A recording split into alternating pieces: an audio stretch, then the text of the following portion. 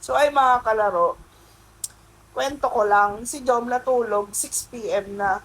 Tapos, tignan mo, 9:40 na, 9:40 p.m. Tapos tulog pa rin siya. Ang problema ko, hindi pa siya kumakain ng dinner. Tapos baka mamaya, magising siya madaling araw na. So ngayon, tulungan niyo ako kung paano gisingin si Jom.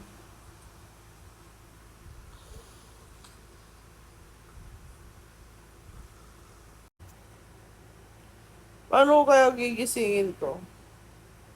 Jom, nak, nak, Jom, gabi na. Jom, gising na, matutulog na tayo.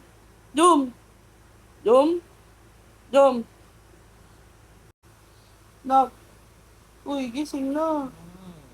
Gising na, matutulog na tayo, gabi na. Nak, gising na. Uy, napapansin. Gising, ayaw mo gumising. Wait lang. Alam ko na mga kalaro. Meron akong kukunin sa rep. Tatry natin. May kukunin tayo sa rep.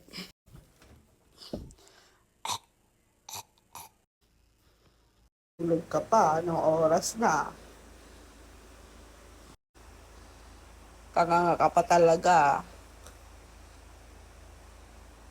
Isang patak, talo ang isang katutak.